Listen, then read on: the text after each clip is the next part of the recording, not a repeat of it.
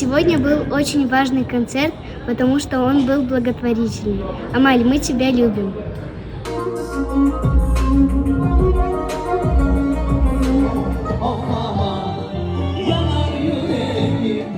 Doğrusunu aytsam, bu konsertine bakıp da göz yaşlarım peyda oldu. Yıldızlar ansambli o kadar büyük iş yaptılar. Pek tesirlendim. Амаль аға, біз сіздің қайтқаныңызды беклейміз.